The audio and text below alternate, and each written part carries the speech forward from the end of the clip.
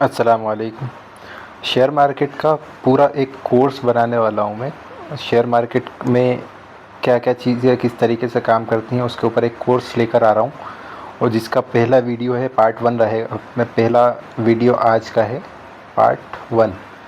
और share market किस तरीके से काम करता है, शेयर मार्केट में हम किस तरीके से काम कर सकते हैं, उन सारी चीज़ों के ऊपर बात करेंगे कि शेयर्स क्या होते हैं और शेयर्स को कैसे देखा जाता है, कैसे चेक किया जाता है, शेयर किस तरीके से काम करते हैं, और शेयर कैसे कैसे मतलब किन किन कंपनीज़ के शेयर्स होते हैं, उन सब के ऊपर बात करेंगे। और सबसे इम्पोर्टेंट कि हम कैसे शेयर्स को ख़रीद सकते हैं और उसमें कैसे पैसा कमा सकते हैं। सबसे बहुत ज़्यादा इम्पोर्टेंट बात यह है कि हम इन सारी चीज़ों को समझ के कैसे पैसा कमा सकते हैं। तो इन सब के ऊपर बात करेंगे हम कि सबसे पहले तो हम बात करते हैं कि शेयर्स क्या होता है। तो जैसे मैं सिंपल से एग्जांपल के साथ आपको समझाऊंगा कि जैसे आप ये समझिए कि कोई एक कंपनी है, कोई एक कारोबार है, कारोबार बहुत अच्छे तरीके से काम कर रहा है। आप ही की कोई कंपनी है, आप कोई बिज़नेस चलाते हैं, कोई भी मान के चलते हैं फूड का कोई बिज़नेस चलाते हैं। अब आपका कारोबार बहुत अच्छे तरीके से चल रहा है। अब आपने क्या करा, आपको जैसे आपका कारोबार एक सिटी में था, 2 सिटी में था, अब आप इसको पूरा नेशन वाइज लेके जा रहे हैं, नेशन वाइड लेके जा रहे हैं, तो अब आपको फंड की नीड पड़ेगी। तो आप क्या करेंगे, या तो किसी बैंक के पास जाएंगे और लोन मांग लेंगे कि साहब मेरे को लोन दे दो और मैं अपनी कंपनी को एक्सपेंड करूँगा, उसके बाद आपको आपका लोन चुका दूँगा। तो यहाँ पे आपको इंटरेस्ट लगेगा, यहाँ पे हो सकता है कुछ भी इंटरेस्ट लगे। तो या फिर दूसरा आपके पास जो तरीक़ा है वो ये कि कंपनी को पब्लिक में लिस्ट कर दिया जाए और पब्लिक के पास से पैसा ले लिया जाए। तो ये तरीक़ा है। तो अब पब्लिक के पास से अगर आप पैसा लेंगे तो पब्लिक आपको पैसा क्यों देगी? पब्लिक को कुछ ना कुछ तो बेनिफिट होना चाहिए। तो पब्लिक को क्या बेनिफिट होगा कि फॉर एग्ज़ाम्पल आपके पास अभी 100% की हिस्सेदारी थी, आपने क्या करा, इसका एक 20% का पोर्शन निकाला और 20% के पोर्शन में से आपने, जैसे मान के चलते हैं आपकी जो कंपनी की अभी वैल्यूएशन है, जो कंपनी की आज के टाइम पे कीमत है, वो हम मान के चलते हैं एक एग्ज़ाम्पल के तौर पे 1000 रुपये। 1000 रुपये। तो आपने क्या करा, इसका 20% की हिस्सेदारी निकाली और 20% को शेयर्स में तकसीम कर दिया, शेयर में बांट दिया। तो अब जैसे 20% की हिस्सेदारी आपने निकाली और 20% में से आपने 200 शेयर बना दिए, ठीक है। तो अब ये आपका जो शेयर बनेगा वो 1 रुपये का बन के आ जाएगा, ठीक। अब क्या होगा, जब पब्लिक आपके शेयर्स ख़रीदेगी, 1 रुपया कोई भी, मैं आपको 1 रुपया दे के आपकी कंपनी का एक शेयर ख़रीदूँगा, तो ये पैसा जो है आपके पास आएगा। तो आपके जो फ़ंड की नीड थी वो तो कंप्लीट हो जाएगी। अब कंपनी के जो फ़ंड की नीड थी वो तो, इसको थोड़ा सा बारीक कर लेता हूँ, वो तो कंप्लीट हो जाएगी यहाँ पे। लेकिन अब पब्लिक को क्या फ़ायदा है वो मैं बताता हूँ कि जैसे मैंने या आपने 2 रुपये का हमने शेयर ख़रीदा, 1 रुपये का ख़रीदा, सॉरी ये 1 रुपये का वो आ रहा है, इसको कर लेते हैं 1 रुपये का। क्या हो गया भाई, चलो। तो 1 रुपये का एक शेयर ख़रीदा। अब ये शेयर का प्राइस अगर बढ़ गया और ये शेयर मान के चलते हैं 2 रुपये का हो गया, तो अब यहाँ ये मेरे को बेनिफिट हो गया। पब्लिक एज अ नॉर्मल, जो मैंने आपका शेयर होल्डर हूँ, मैंने आपका शेयर ख़रीदा है, तो मेरा 1 रुपये का जो शेयर था इस तरीके से जाके वो 2 रुपये का हो गया। तो अब मैं इसको बेच सकता हूँ और यहाँ से जो पैसा मिलता है वो निकाल सकता हूँ। या फिर एक तरीक़ा तो ये हो गया। दूसरा तरीक़ा ये है कि जब कंपनी प्रॉफिट करती है, जैसे कंपनी का क्वार्टरली प्रॉफिट होता है और 6 मंथ का प्रॉफिट निकालते हैं, ईयरली प्रॉफिट निकालते हैं, तो जो भी ज़्यादातर कंपनीज़ क्या करती हैं, बहुत सारी तो नहीं, कुछ कंपनीज़ हैं जो नहीं देती हैं, लेकिन वो आपको डिविडेंड के तौर पे पैसा देंगी। कुछ कंपनीज़ क्या करती हैं, वो पैसा जैसे मान के चलते हैं प्रॉफिट, डिविडेंड क्या होता है वो मैं बताता हूँ पहले, कि प्रॉफिट है, प्रॉफिट मान के चलते कंपनी ने 100 रुपये का प्रॉफिट कमाया, अब उसमें 20% जो है आपकी तरह आम पब्लिक है, तो आम पब्लिक में से इसका जितना भी हिस्सा बन रहा है वो आम पब्लिक में उनके शेयर्स के हिसाब से उनके पास जितने जितने शेयर्स हैं उनको प्रॉफिट बांट देगी। तो इस तरीके से डिविडेंड के तौर पे आपको भी कुछ मिल जाता है। फॉर एग्जांपल 100 रुपये का प्रॉफिट करा, 20 रुपये पब्लिक में बांटने हैं और आपके पास उसके 1% के शेयर हैं, तो आपके पास 1 रुपया आ जाएगा। तो इस तरीके से एक तो डिविडेंड के तौर पे मिलता है। ये होगा 2 तरीके से पैसा कमाने का। तीसरा तरीका क्या है कि कंपनी जब भी अच्छी तरीके से वर्क कर रही होती है तो वो अपने जो शेयर होल्डर्स हैं उनको बोनस शेयर्स भी देती है।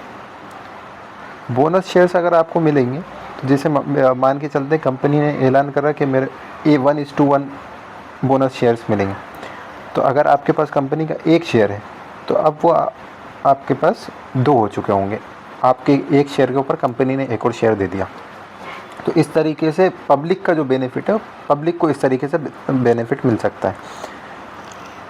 तो ये होगा, हमने समझा कि कैसे शेयर्स क्या होते हैं, ये भी हमने समझ लिया, और इसका भी हमने कुछ हिस्सा समझ लिया कि हम कैसे पैसा कमा सकते हैं शेयर्स के थ्रू, यानी कि पब्लिक को कैसे बेनिफिट हो सकता है। अब तीसरी बात करते हैं हम कि शेयर्स का प्राइस कैसे चेक करें, और अगर हमें ख़रीदना हो तो शेयर्स कैसे ख़रीदें। जैसे फॉर एग्ज़ाम्पल आप को एक सिंपल सा एग्ज़ाम्पल देता हूँ, जैसे आपको कुछ चाहिए, आपको शूज़ चाहिए, जैसे मान के चलते हैं, तो आप शूज़ ख़रीदने कहाँ जाएंगे, शूज़ की शॉप पर जाएंगे। शॉप पर आपको मिलेगा शॉप ऑनर। अब यहाँ पे मैं शॉप ऑनर क्यों बोल रहा हूँ, मैं आपको इसको लिंक करूँगा किसी चीज़ से, तो आप थोड़ा सा वेट कीजिए। इस चीज़ का ध्यान रखिए कि मैंने आपको 3 चीज़ें बताई कि आपको एक चीज़ चाहिए, वो चीज़ कहाँ मिलेगी, और उसका मालिक या उसका रखवाला बोल सकते हो, आपके उसका केयर टेकर जो उसका ख्याल रखता है वो कौन है। तो वो चीज़ें हम समझेंगे। तो जैसे मान के चलते हैं आप शूज़ ख़रीदने शॉप पे गए, आपको शॉप पे आपको मिल जाएगी। तो इसी तरह अगर आपको शेयर्स ख़रीदने हैं तो शेयर्स ख़रीदने के लिए आप जाएंगे डीमेट अकाउंट,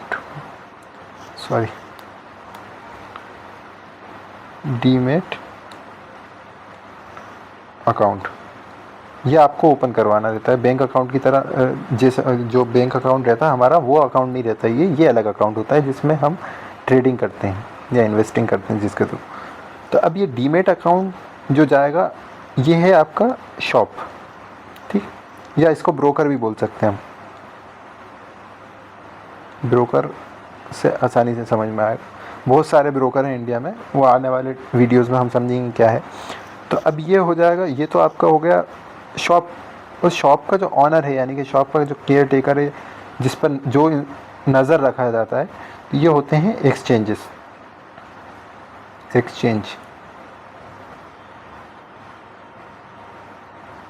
एक्सचेंजेस मतलब कि यहाँ से ख़रीदा और बेचा जा सकता है। ये सिर्फ ब्रोकर है, यहाँ से आपको चीज़ें ख़रीदी और बेची जा सकती हैं। और ये एक्सचेंजेस जितने भी रहते हैं, ये पूरी जो भी कंपनी है, जैसे हम मान के चलते हैं जो शेयर है वही कंपनी है, तो ये इस कंपनी की सारी डिटेल्स इसके पास होंगी। इस कंपनी का पूरा बायोडाटा इसके पास होगा। ये कंपनी कितना प्रॉफिट कर रही है, कितना लॉस कर रही है, इसमें कितने एम्प्लॉयज़ हैं, किस तरीके से काम चल रहा है, सारा एक्सचेंजेस के पास इंफॉर्मेशन होगी।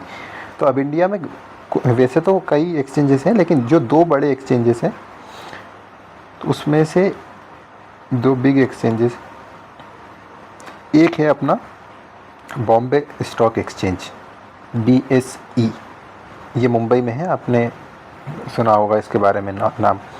और दूसरा है नेशनल स्टॉक एक्सचेंज। ये 2 बड़े एक्सचेंजेस अभी इंडिया में हैं। तो अब ये ब्रोकर, तो हम हमारे पास बहुत सारे ऑप्शन हैं, हम ब्रोकर किसी के पास भी जा सकते हैं, किसी के पास भी अपना अकाउंट खोल सकते हैं। तो अभी जो अपनी बात चल रही थी कि शेयर्स को ख़रीदना है, अगर आपको, मान के चलते हैं हम रिलायंस का ही एग्जांपल लेते हैं कि रिलायंस कंपनी का आपको एक शेयर ख़रीदना है, तो आप जाएंगे अपने ब्रोकर के पास, यहाँ पे ऑर्डर लगाएंगे आप। अब ब्रोकर आपकी के ऑर्डर को भेजेगा एक्सचेंजेस के पास। एक्सचेंजेस मतलब जो मैंने आपको बताया, बीएससी या एनएससी। उसके बाद यहाँ से ऑर्डर कंफर्म होगा, तो आप ये जो ऑर्डर कंफर्म होगा ये पूरा यहाँ से ब्रोकर के पास आएगा। अच्छा, इसको ब्रोकर लिख देते, तो ब्रोकर के पास आएगा। ब्रोकर के पास से आपके पास ये एक जो शेयर है ये आपके पास आ जाएगा। तो इस तरीके से आप शेयर्स ख़रीद सकते हैं। तो ये शेयर मार्केट जिस तरीके से काम करता है वो उसका एक जो ऊपरी तरीके से मेरे को बताना था, जो दो तीन चार चीज़ें इंपॉर्टेंट जो बेसिक बिगिनर्स के हिसाब से हैं वो बताने की थी, समझाने की थी, वो मैंने आपको समझाई है। अब शेयर मार्केट से पैसा कमाने के लिए, यहाँ पे इसका कलर चेंज कर दो। शेयर मार्केट से पैसा कमाने के लिए आप किस तरीके से पैसा कमाया जा सकता है वो बताता हूँ। तो शेयर मार्केट में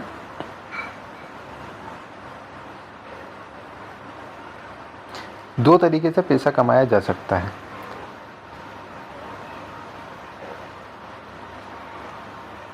एक होता है ट्रेडिंग, एक होता है इन्वेस्टिंग।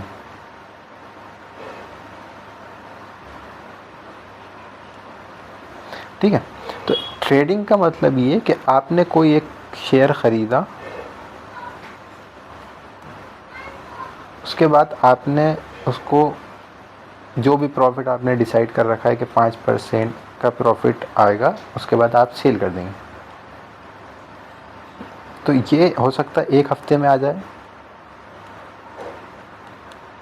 या एक महीने में लग जाए।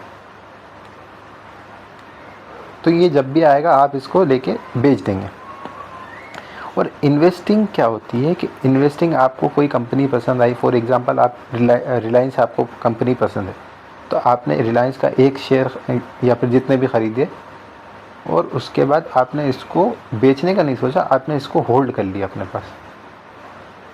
होल्ड मतलब ये कि आपने अपने पास रख लिया। अब इस कंपनी के मालिक आप हैं, मालिक तो आप इस सूरत में भी रहेंगे, लेकिन जितने दिन आप ये शेयर्स आपके पास रहेंगे उतने दिन आप इस कंपनी के मालिक रहेंगे। अब आप नहीं, यहाँ पे आपने एक शेयर ख़रीदा या फिर जितने भी शेयर ख़रीदे, तो उसके बाद आप कंपनी के मालिक बन चुके हैं। अब आपने इसको होल्ड करके रख लिया कि अब बेचने का कोई इरादा नहीं है, आपने लेकर रख लिया। तो इस तरीके से भी काम किया जा सकता है, इन्वेस्टिंग के थ्रू भी पैसा किया। अब इन्वेस्टिंग जब आप करेंगे तो हो सकता है इस बीच कंपनी डिविडेंड अनाउंस करेगी, प्रॉफिट में से आपको हिस्सा देगी, हो सकता है बोनस शेयर देगी। तो इस तरीके से भी पैसा कमाया जा सकता है और ट्रेडिंग से भी पैसा कमाया जा सकता है। अब ट्रेडिंग में दो चीज़ें और हैं कि एक, ट्रेडिंग थोड़ी सी हाई रिस्क रहती है। इसका जो रिस्क है ट्रेडिंग का हाई रहता है और इसमें थोड़ा सा लो रहता है। तो इसमें और रिवॉर्ड भी हाई रहता है। जब रिस्क हाई है तो रिवॉर्ड भी हाई होगा। और इसमें कंपेरेटिवली इसके हिसाब से लो रिवॉर्ड रहता। तो इसमें रिस्क क्यों हाई रहता है, हाई रिवॉर्ड क्यों रहता है, वो उसके ऊपर थोड़ी सी बात करते हैं कि फॉर एग्ज़ाम्पल आपने आज किसी एक कंपनी का शेयर ख़रीदा और वो शेयर